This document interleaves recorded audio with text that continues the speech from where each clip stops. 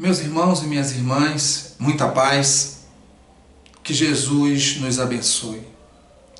Em toda a história da humanidade, sempre o homem se transformou no lobo do próprio homem.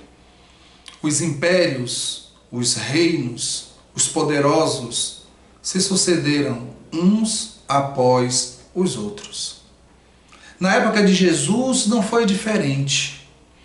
Quando Jesus nasceu, Roma dominava o mundo. Caio Júlio César Otávio era o imperador.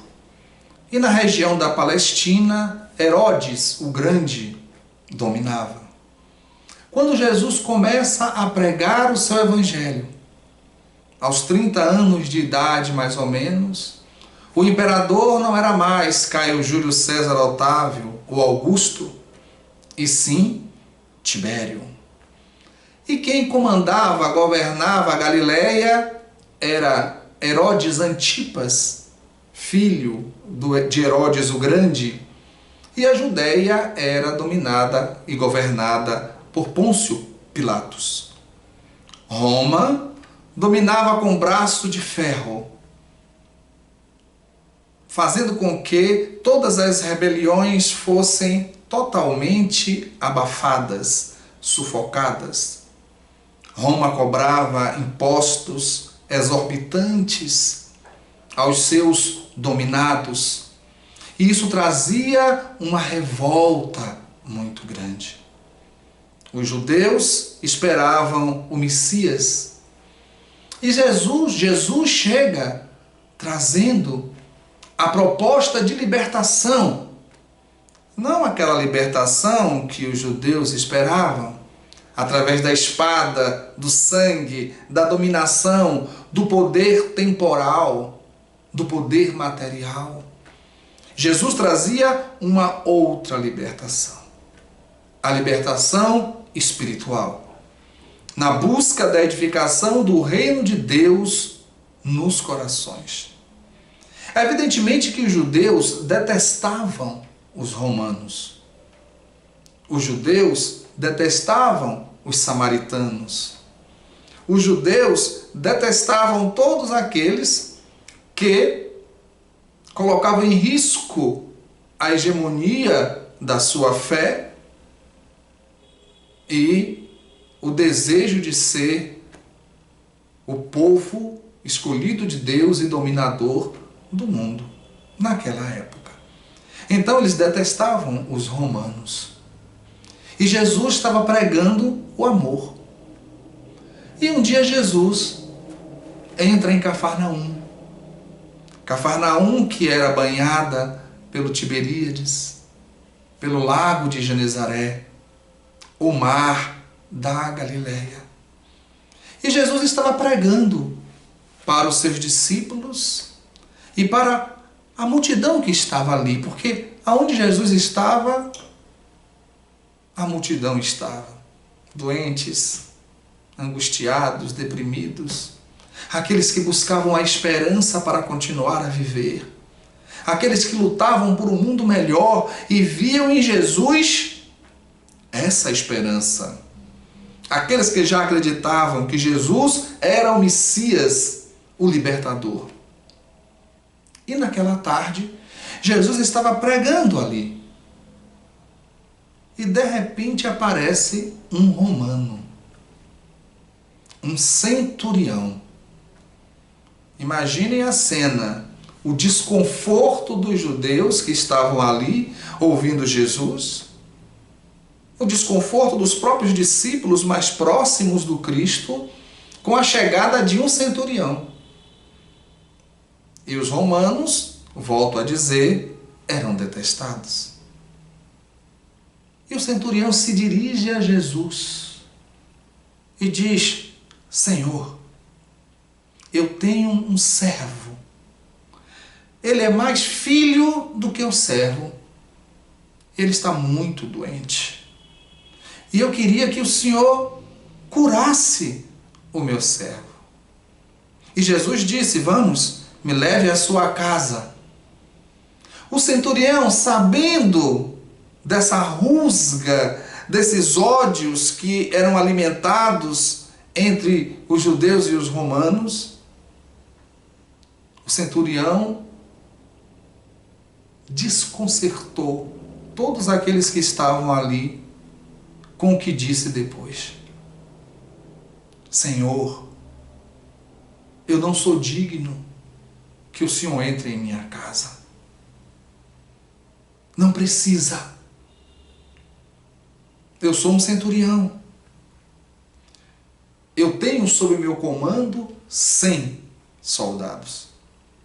E se eu digo a um, vá, ele vai. Se eu digo a outro, venha, ele vem. Se eu digo a um terceiro, faça, ele faz. Não precisa que eu veja. Eu sei que ele fará. E eu sei e acredito que se o Senhor falar daqui, o meu servo ficará bom lá. Jesus se encanta. Olha para aqueles que estavam ali, até alguns sacerdotes, alguns escribas, outros judeus que estavam ali, os seus discípulos, e Jesus diz: vocês ouviram o que esse homem falou? Eu ainda não vi tamanha fé no povo de Israel. E Jesus coloca a mão no tórax do homem, na região do coração, e diz: vá, a tua fé curou o teu servo. E o centurião sorri, porque ele acreditava. E quando ele chega perto da casa, a festa, a alegria, o servo estava curado. Meus irmãos e minhas irmãs, quanto aprendizado nessa pequena história. Quanto aprendizado nesse momento da vida de Jesus. A fé do centurião. Ele era romano. Ele não era judeu. Ele era politeísta. Acreditava em vários deuses. Entretanto, ouvindo falar de Jesus, sabendo das curas que Jesus havia realizado, ele acreditou. E sendo centurião, sabendo que poderia ser criticado pelos soldados romanos e pelos seus superiores, ele procura Jesus. Porque ele amava o seu servo e ele acreditava que Jesus poderia curá-lo. Observem o entendimento do centurião em relação a quem acompanhava Jesus. Como assim, Cláudio Manuel? Lendo essa história de uma maneira superficial, isso pode passar de forma despercebida.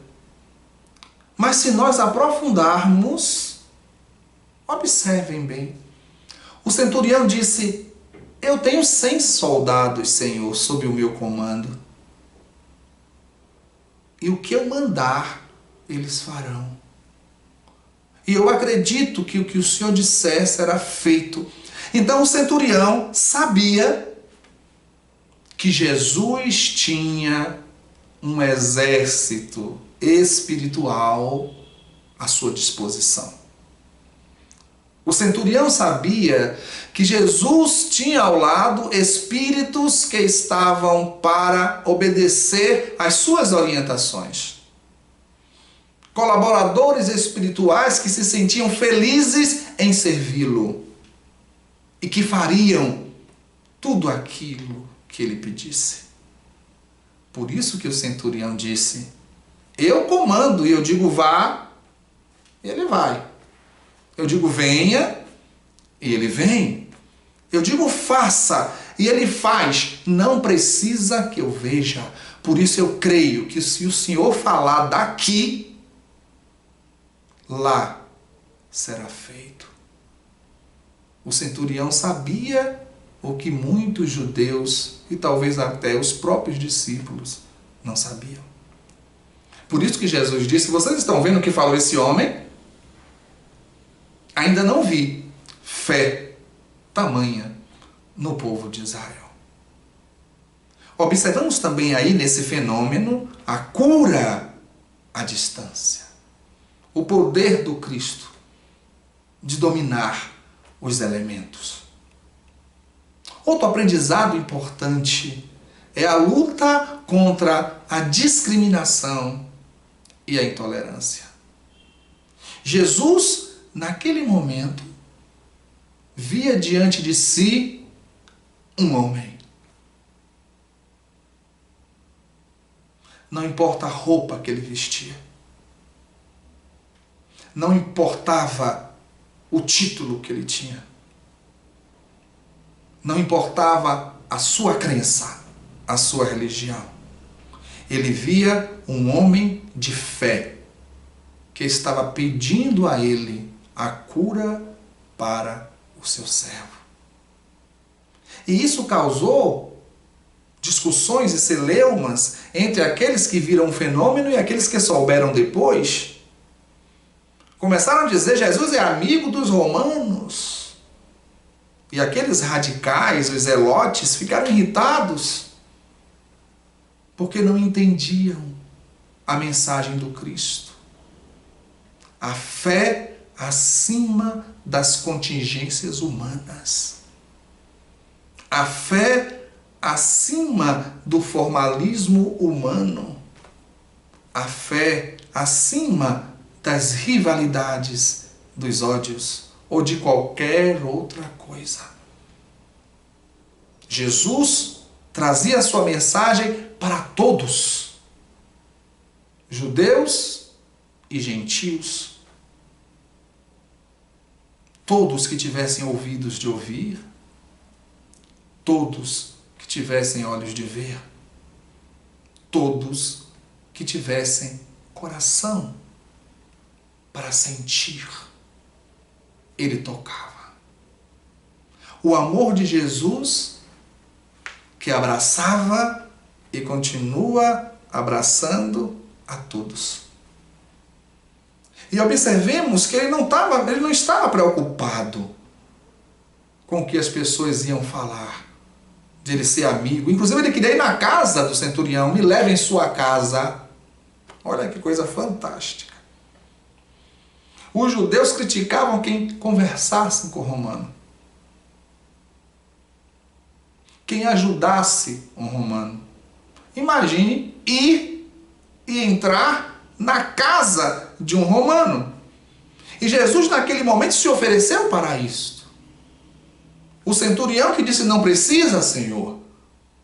Daqui o Senhor pode curar meu servo que está lá. Ai, 2000 anos se passaram e nós ainda não aprendemos. Nós vivemos no Brasil um momento de intolerância, intolerância religiosa, aumentando a cada dia o número de casos de racismo, de homofobia, de xenofobia, feminicídio. 2000 anos se passaram e não entendemos a mensagem de Jesus. Se nós amamos o Mestre, devemos segui-lo. E não há outra forma de segui-lo senão imitá-lo. Quando nós falamos imitá-lo, não é no sentido superficial, gestual, verbal, não. E lembramos agora de uma frase muito impactante de Francisco de Assis: preguem o Evangelho o tempo inteiro, se for necessário, fale. Então, muitas vezes nós pensamos que pregar o Evangelho de Jesus é sair falando. Verdadeiramente, pregar o Evangelho de Jesus é sair vivendo. Buscando viver o Evangelho. Se for necessário, falemos. Como eu estou aqui agora, falando para vocês. Mas a pregação autêntica do Evangelho é a sua vivência. Evidentemente que nós não somos criaturas perfeitas, estamos no processo de crescimento, mas pelo menos o esforço de buscar melhorar. O esforço de entender essa fé do centurião. O esforço de entender essa postura de Jesus de curar centurião, de curar servo de centurião, de curar coletor de impostos, de curar prostitutas, de curar sacerdotes, de curar todos.